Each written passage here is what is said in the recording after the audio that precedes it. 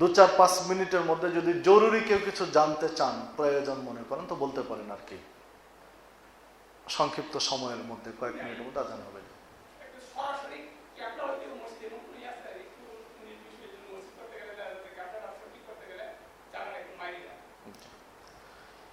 আসলে মসজিদ কেবলামুখী হবে যদি জায়গা মার না দিতে চান। আপনি যেভাবে খুশি মসজিদ করেন, কাতার করার সময় কাতার ঠিক করতে হবে কেবলা বরাবর, বাঁকা হোক কাতার, তাতে সমস্যা নেই। তখন মসজিদের কাতারের জন্য কিছু জায়গা মার যেতে পারে, সেটা মসজিদের ভিতরে থাকবে, কিন্তু কাতারটা হবে কেবলামুখী হয়ে। এইভাবে কম্পাস দিয়ে বা আধুনিক কোনো টেকনোলজি দিয়ে কাতারটা ঠিক করতে হবে, দাগ দিয়ে দিতে হবে যেন কেবলামুখী হয়ে থাকে, তাহলে কোনো সমস্যা নেই।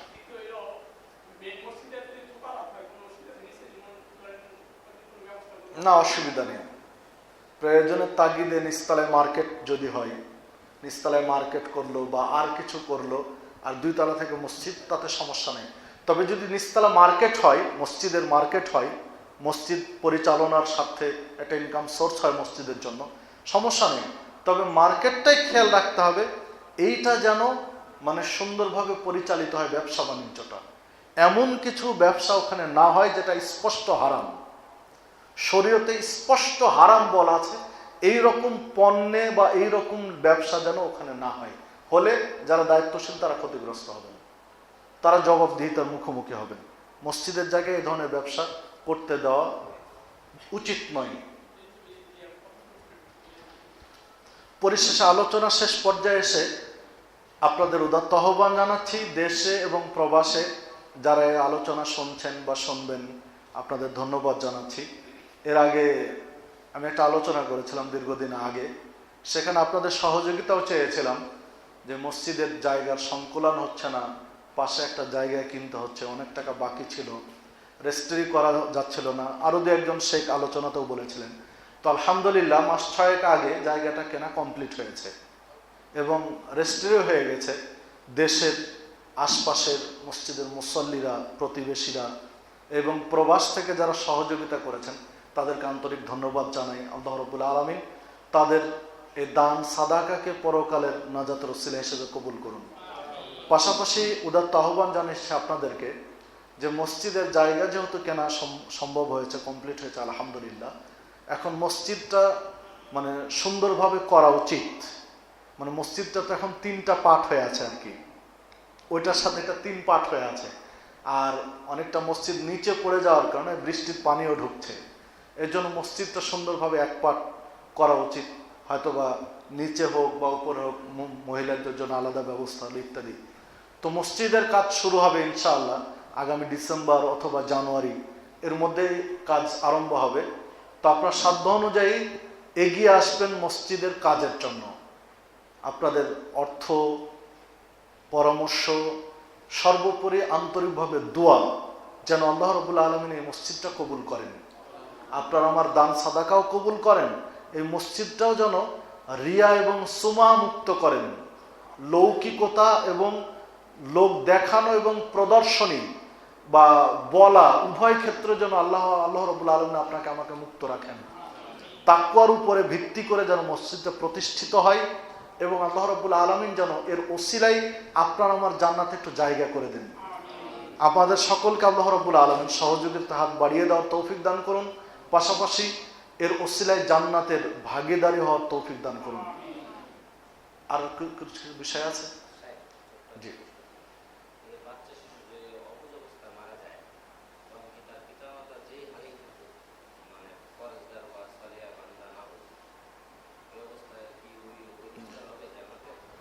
হ্যাঁ, সুন্দর একটি জিজ্ঞাসা করেছেন যে পিতামাতা যদি মানে সালেহীন না হয় বা ইত্যাদি, তাহলে কি হবে? এই ক্ষেত্রে মনে রাখবেন, শিরক একটা সবচেয়ে বড় পাপ।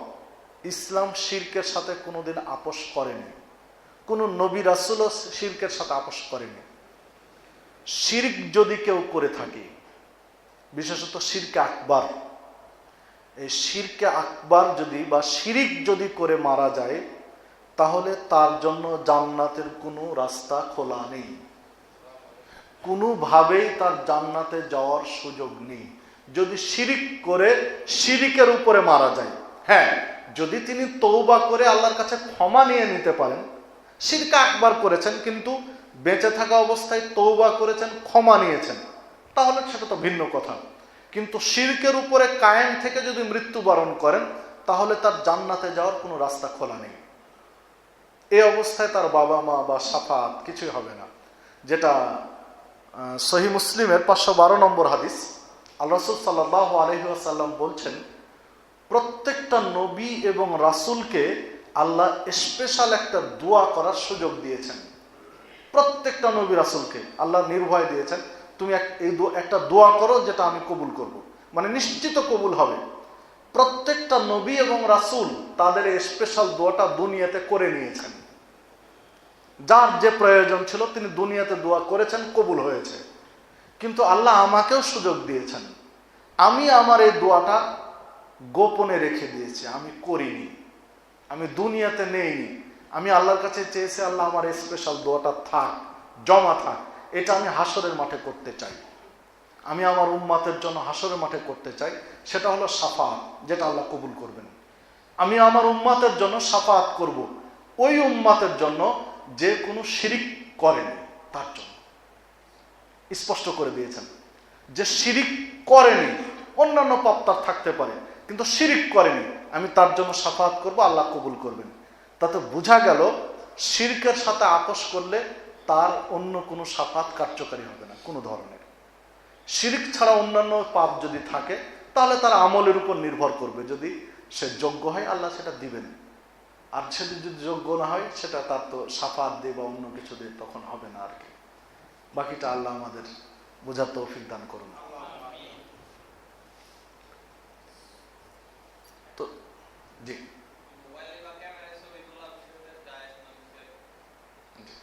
মোবাইলে বা ক্যামেরায় ছবি তোলার বিষয়টি, এটা নিয়ে আলেম ওলামারা অনেকে অনেক রকম কথা বলেছেন। কেউ কঠোরভাবে নিষেধ করেছেন বা কেউ করতে বলেছেন। তবে মূল বিষয় হলো মোবাইল বা ক্যামেরায় যেগুলো অহেতুক ছবি, এটা এড়িয়ে যাওয়াই ভালো, যেটার কোনো প্রয়োজন নেই। অহেতুক ছবি এড়িয়ে যাওয়াই ভালো।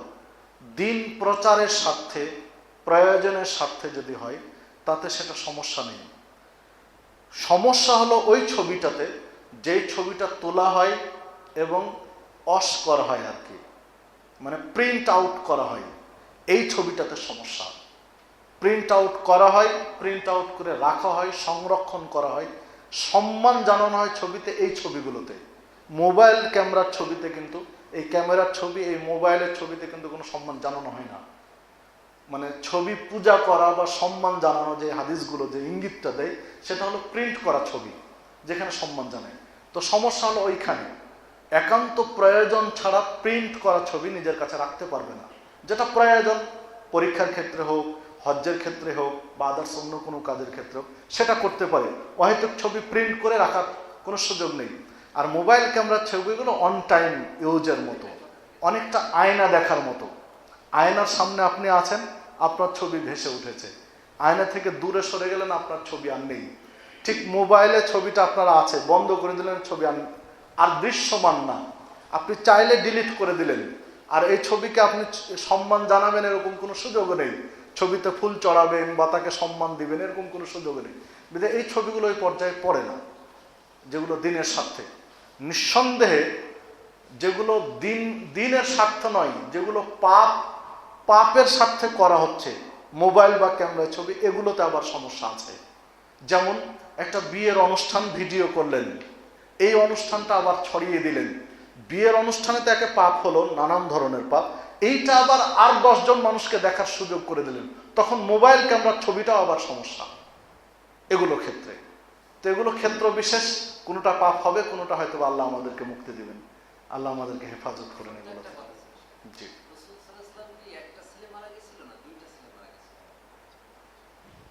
ছেলে সন্তান একটার কথা এসেছে ইব্রাহিম, তবে মেয়ের কথা বেশ কয়েকটার কথা আছে। সন্তান কয়েকজন মারা গেছে। এই